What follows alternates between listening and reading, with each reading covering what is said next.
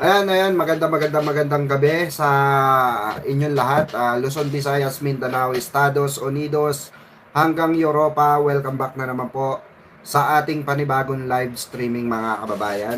Siyempre, nagbabalik muli ang inyong lingkod, Mirador Pico at your service mga kababayan. Maraming salamat po sa inyong pag-aantay. Ayan. Pasensya na at meron tayong pinuntahan kanina. So, going back mga kababayan, no? Going back po, kanina medyo nabitin tayo sa ating talakayan, sa ating topic, di ba?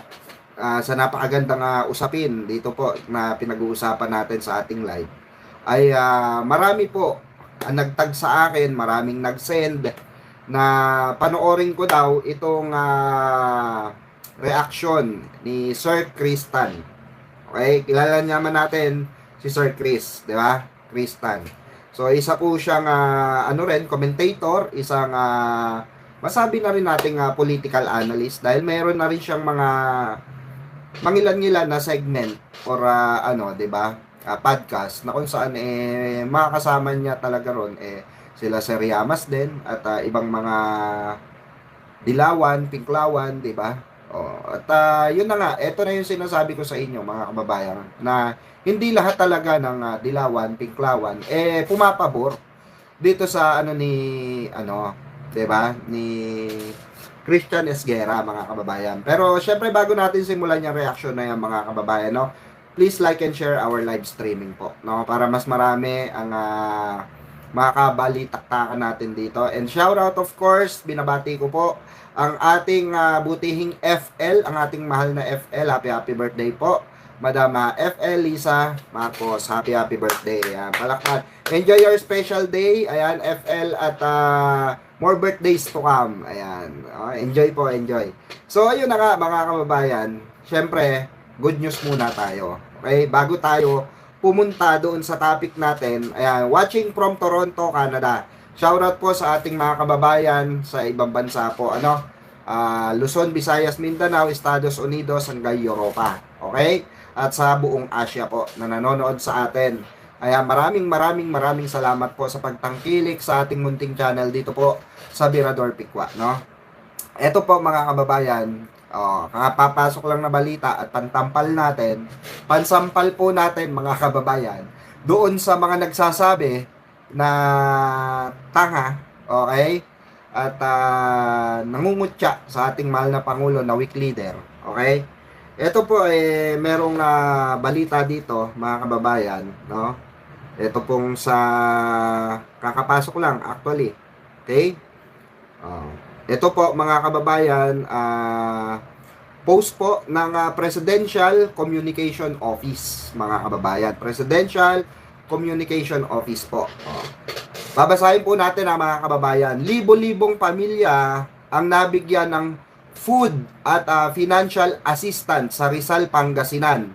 Rizal, Pangasinan, Bulacan at Pampanga bilang bahagi ng disaster response ng pamahalaan sa mga komunidad at apektado ng habagat. Okay, hashtag habagat. At magkakasunod na bagyo.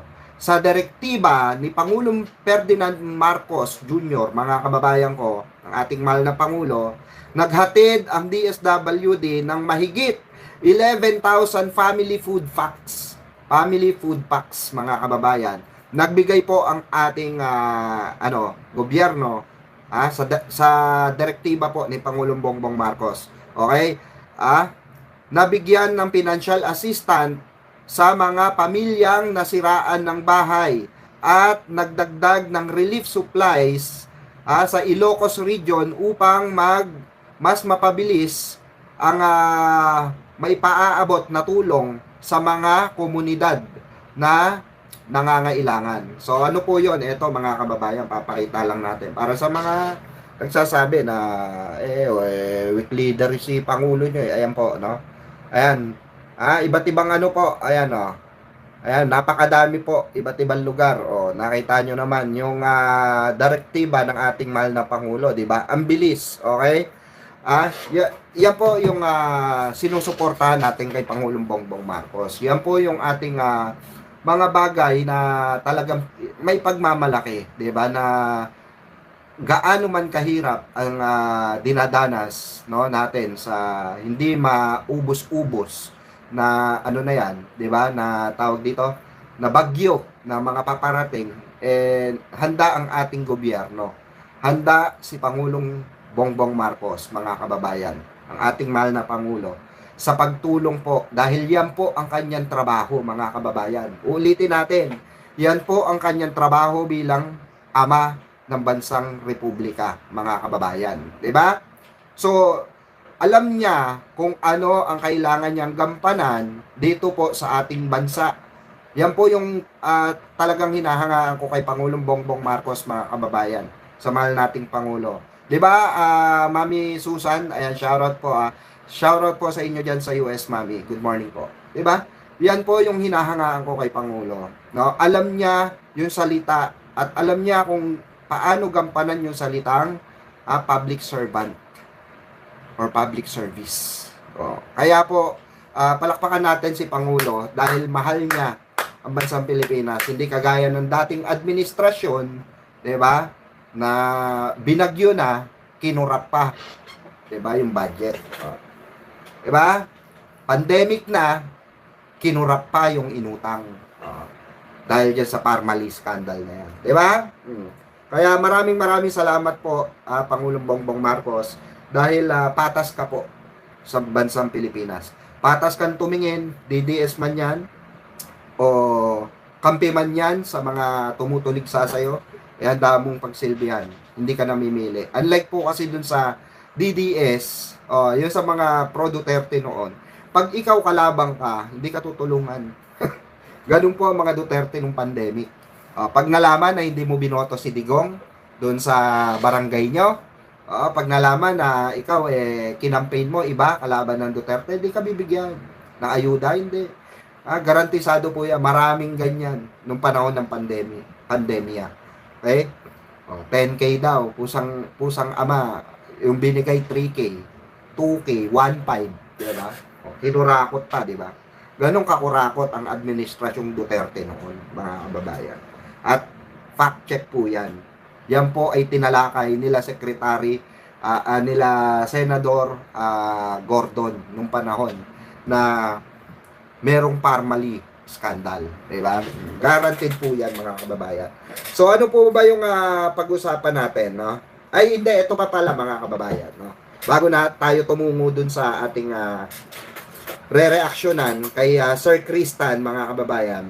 So ito pala muna, may nakarating pong balita sa atin, mga kababayan ko, na sino po ito, okay? Trivia ito, pero na-post na rin naman.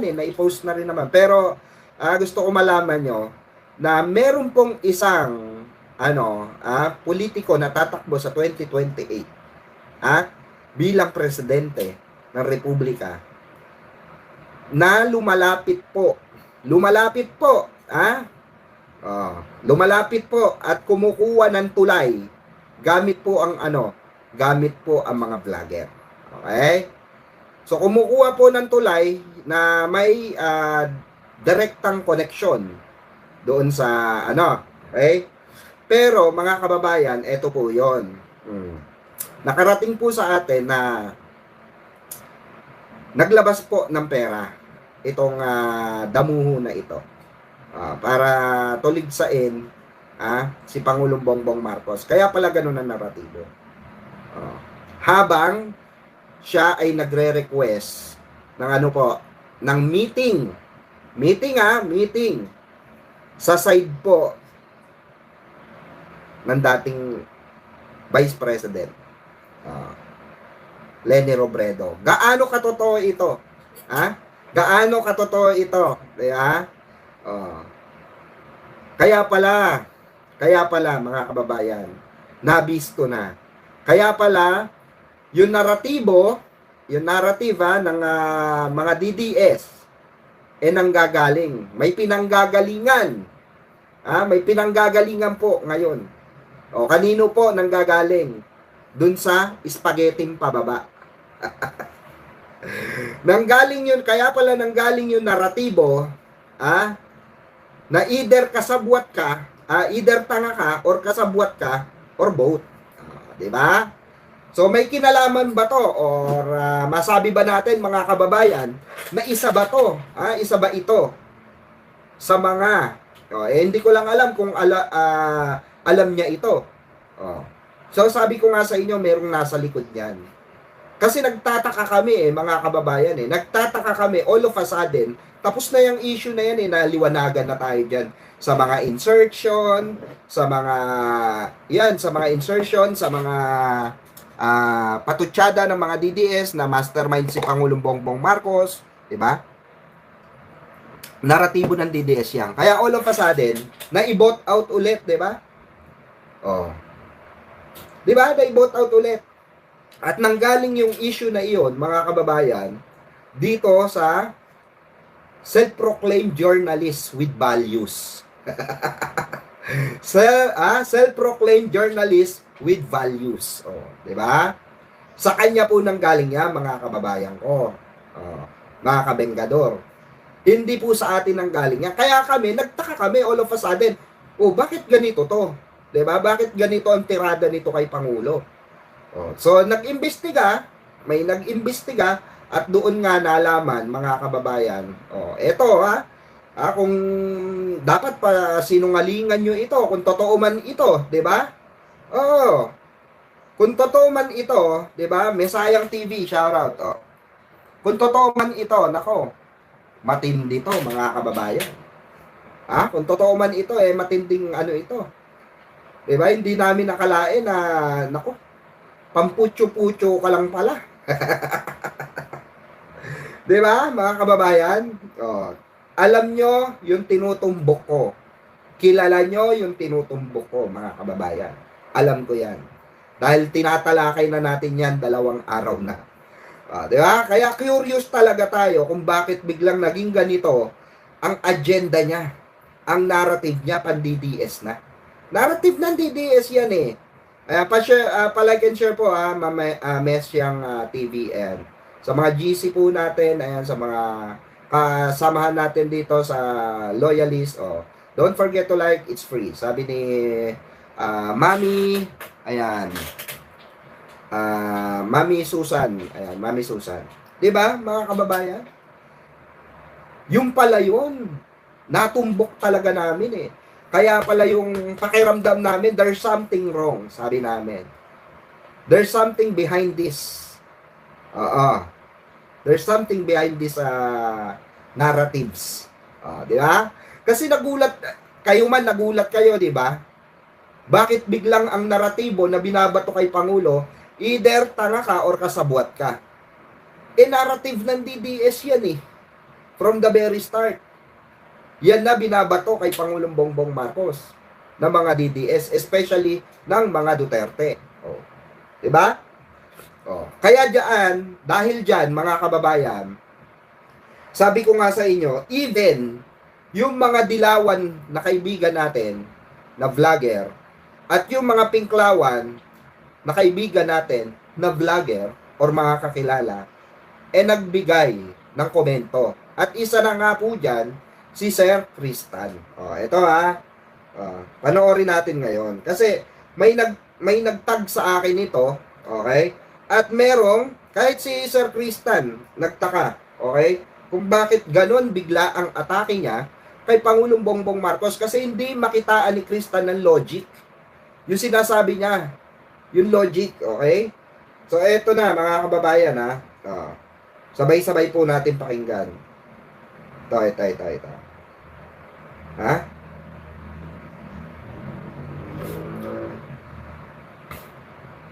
Ito po Magandang araw, magandang gabi sa inyo lahat. Ito si Tristan at ngayong araw na to, mag-uusapan natin ng isang kaibigan nating vlogger. Actually, mga kababayan, Kaibigan niya yan, si Christian Esguerra, mga kababayan. Magandang araw, magandang gabi sa inyo lahat. Ito si Christian at ngayong araw. Pakinggan natin to, pag-uusapan natin ang I am Batman, shout out. at journalist. Palike and share, si Christian I am Batman. Esguerra. At pag-uusapan natin kung ano ba yung kontrobersya na hinaharap niya ngayon dahil sa mga nasabi niya at yung galit ng mga BBM vloggers sa kanya. Ngayon, marami na atang mga viewers natin na nakaabang dito at nakita ko yung comment section.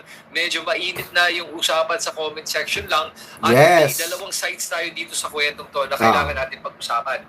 And by the way lang, ang ano ko lang, hiningi ko lang sa ating mga viewers natin na nagko-comment, walang bastusan, pwede tayo mag-usap ng maayos at magsabi lang ng ating mga punto. Yes. Pero huwag din tayo magpa-flood ng chat box. Maraming gustong magsalita at gustong maglabas ng kanilang damdamin at mga iniisip. Kaya let's keep it respectful, guys. Pag may nakita ako nagpa-flood. Ito yung isa sa mga pinapanood ko rin. At isa talaga sa mga sabihin na nating naging impluwensya din natin, di ba? Pagdating sa mga iba't ibang klase ng argumento, pagdating sa politika, mga kababayan. Okay. Naiba lang kasi. Yung mga tinawag niya tanga, mali ba siya sa sinabi niya? Okay, yan ang una natin pag-usapan. Address na natin yan ngayon kung mali ba siya. Pero before I give you my thoughts on this, by the way, ang nangyari dito, sobrang grabe yung galit na nakuha ni Christian sa mga supporters ni BBM na nakita natin lahat mismo, yung kanyang YouTube channel ay bumagsak ng subscribers from 715,000 nung isang araw lang. Ngayon, nasa 704,000 subscribers na lang. Nawalan siya ng over 11,000 subscribers in less than 2 days? Grabe! At nung pagwala ng mga subscribers na, nagulat talaga ako doon. At malaking drop yan. So, totoo yan, malaking drop yan. Naintindihan ko kung bakit may mga na-offend dito. Kahit na nga yung mga regular na mga viewers siguro ni Christian ay na-offend din dito. Ngayon, sige, umpisa na natin to. Ang tanong ko sa lahat ng mga viewers, pakinggan natin. Yes, Ma'am Dali Babe, shout out. Yung sinabi ni Christian Esguerra ng kanyang nasa isip, nasa damdamin. Bilang isang journalist, bilang isang vlogger. Kapakinggan natin to, mga babae, maganda to. Either one of the two lang yan, sabi niya, di ba? Either tanga si PBBM or kasabot siya dito. And nung narinig ko to, nakikita ko talaga na talagang na-frustrate. Yung alam mo, sobrang frustrated siya sa sitwasyon. Kaya niya ito nasabi. At, it was, ang justification, it was done in a question, as a question. Pero sinasabi nga niya, it's one or the other. Hindi daw yan lalabas dun sa dalawang choice na yun. Either tanga daw, o kaya kasabot siya doon. Ngayon, sa mga may hindi alam, nabanggit ko kanina nung nag-start tayo ng show na si Christian, matapang talaga magsalita to. At by the way, ilang beses niya ginamit yung word na tanga. Maraming beses ko na narinig sinabi niya yung word na tanga. Sa mga tawag niya sa mga ibang maraming politiko, tinawag niya tanga. Tinawag din niya yung mga supporters ni Duterte na ayaw maniwala sa katotohanan, na nabubudol, na tanga. And, guess mo sino pa tinawag niya tanga? Tinawag din niya yung sarili niyang tanga. Mind you, I'm sure it was self-deprecating, na parang medyo may konting humor doon. Pero sinabi niya sarili niya, ako din, tanga din naman ako paminsan-minsan sinasabi niya. So, hindi yun yung isang beses na ginamit niya yung word na tanga. At ang pinagkaiba lang kasi, ay yung mga tinawag niya tanga. Banat Boy, shout out. Ayan. Hindi yung presidente. Siguro may natawag si Banat Boy. Tanga. May natawag siya mga senador na tanga. Pero ngayon, ang tinawag niyang tanga ay yung presidente. Kaya dito, nakikita ko kung bakit may mga nagalit na mga BBM vloggers. By the way, hindi ko dinedefend si Christian. I'm just analyzing yung both sides na nakikita ko dito. And yung siguro siya may nakaka-offend yun. Kasi nga, ito isang tao na, si PBBM, isang tao na you look up to for the vloggers and supporters of BBM. So, actually, just to clarify lang, mga kababayan, hindi lang naman namin just looking up with the president. Hindi dahil, minsan pinupuna rin namin talaga, mga kababayan, itong pagka may mga nakikita kaming mali sa, sa gobyerno itself, mga kababayan. Kumbaga, pagka may nakikita kami mali na ginagawa ng mga sangay ng local governments, okay, or mga nasasakupan, 'di ba, ng ating mahal na pangulo, no? Kino-content namin kagaya sa DOH, kagaya sa nai-content din namin yung tawag dito, tourism, okay, DOTR, tapos marami pang iba, mga ospital, okay, nai-content namin 'yan. Yung mabagal na usad ng mga ng mga tawag dito, benepisyo, 'di ba? Nai-ano rin namin 'yan. So, both side. So, hindi lang kami basta nakatingin kay naka-look up kay Pangulo. Okay? Just to clarify lang po. Tinitignan po namin dito, it's what is the good governance what we have right now. Yun po yung tinitignan namin. And kaya kami nasaktan, no? Dahil po nagbigay ng salita or kataga si Christian Esguerra na hindi po angkop, okay, sa kanyang segment, which is the facts first. Nagalit kami just because he said na kaya ka napapalusutan ng imposibleng napalusutan ka ng insertion, no? Okay. Either tanga ka or kasabwat ka or both. Doon po uminit ang ulo namin. Kasi bago sana natin sabihin 'yon, not just 'di ba? Hindi yung logic lang, 'di ba? You have the facts first in your segment, tapos wala kang facts. Dapat may basis ka, facts basis, 'di ba? Tuloy natin. So yun yung dahilan nung kinagalit namin. Tanga siya, kasabot siya. Oh. Siguro nakaka-offend nga yun. We are not just offended Dito, here, guys. bumanat No? na yung mga vloggers ni BBM. Ngayon, si Christian naman, syempre, palaban to si Christian din eh. Sabi niya, na coordinated daw yung attack laban sa kanya. Ngayon, may coordinated attack. Ngayon, alam ko naman sinasabi ng mga vloggers si BBM, wala daw coordinated attack to, hindi naman daw sila bayad, ganun. Alam mo, ang ibig sabihin lang naman ng coordinated attack ay yung napag-usapan na, guys, hindi pwede to, pwede ba, laban tayo. So, I believe na may isang portion na coordinated. Kasi kung makita mo yung mga sinasabi, medyo pare-pareho. I'm not saying Ben Storm, shoutout Ben Storm. Na i-attack si Christian. Hindi na sinasabi ko. Sinasabi ko lang na, and when I say this, I say this neutrally. Wala akong pinapanigan dito. Sinasabi ko lang yung tingin kong nangyari dito. Na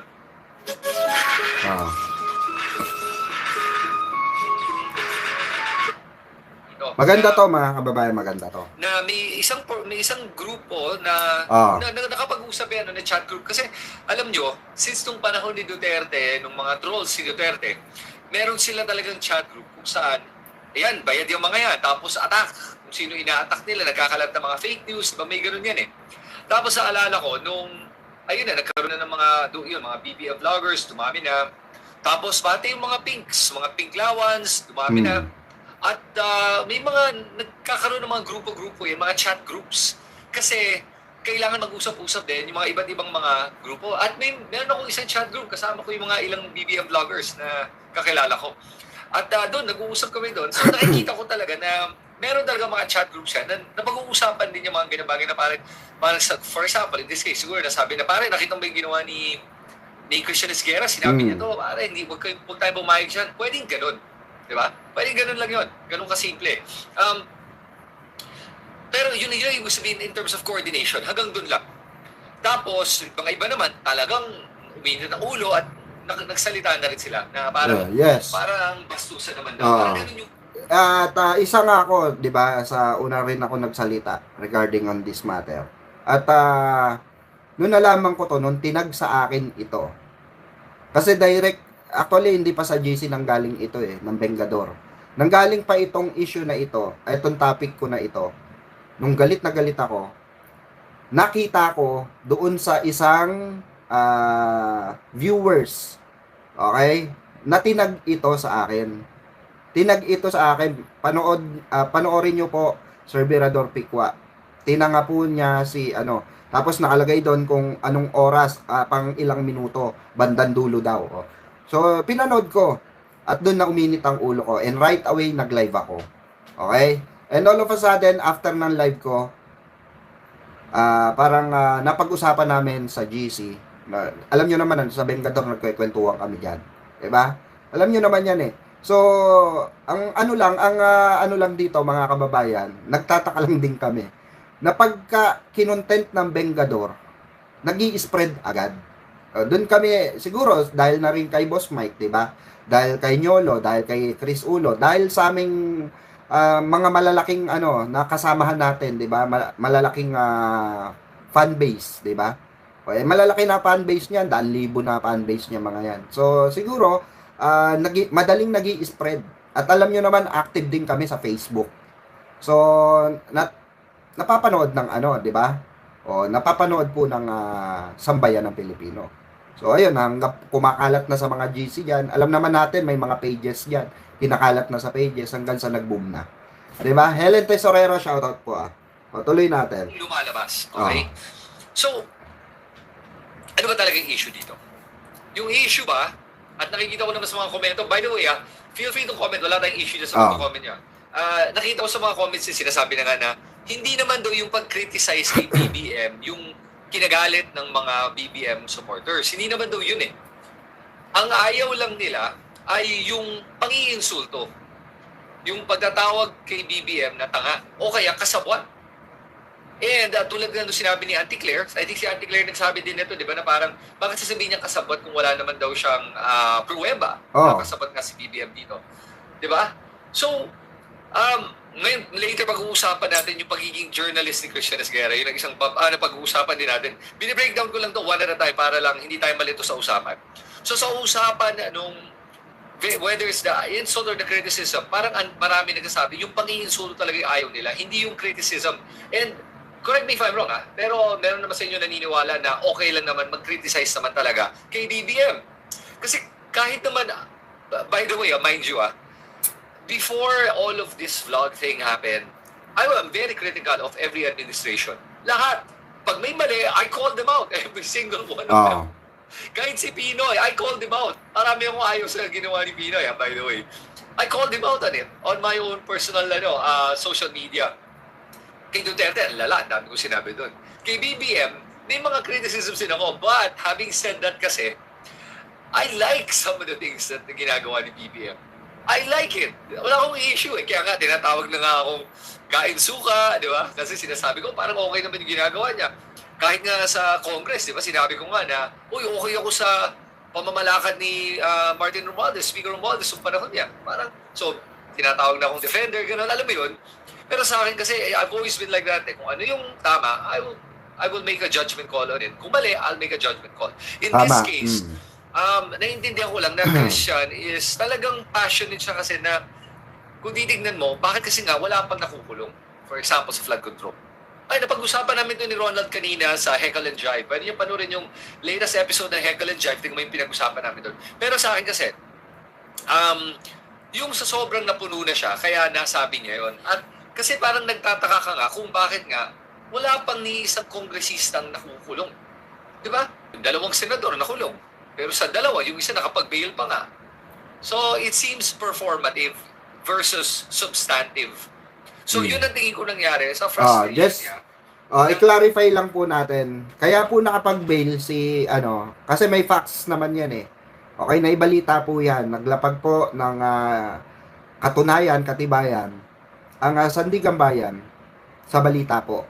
Okay, sa GMA, ABS, lahat po, Daily Inquirer, lahat. Na yung akusasyon ni Bunoan kay okay? Yung akusasyon ni Bunoan kay Bong Revilla ay hindi sapat yung ebidensya. Kaya medyo bumaba.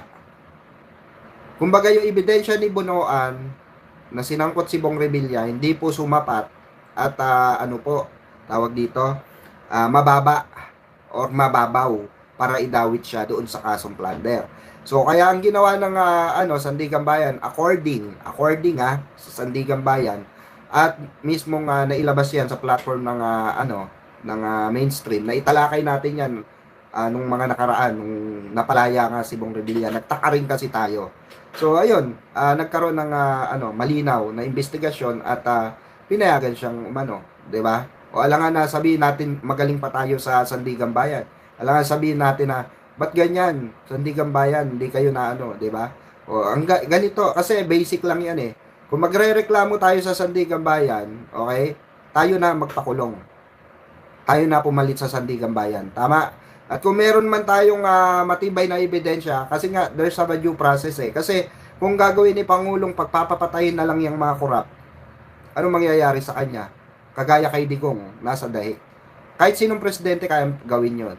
Pero bakit hindi ginagawa? Kasi nga, 'di ba? Meron tayo ritong saligang batas na sinusunod. Okay? There's a due process, there's a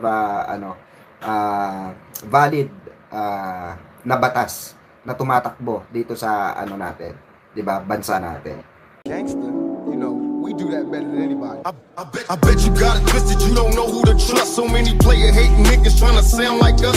Say they ready for the front, but I don't think they know it. Straight to the depths of hell is where them cowards going. Well, all you still down, nigga, holler when you see me. And let these devils dissolve for the day they finally free me. I got a caravan of niggas every time we ride. Hitting motherfuckers up when we pass by. Until I die, live the life of a boss player. Cause even when I'm high, fuck with me and get crossed later. The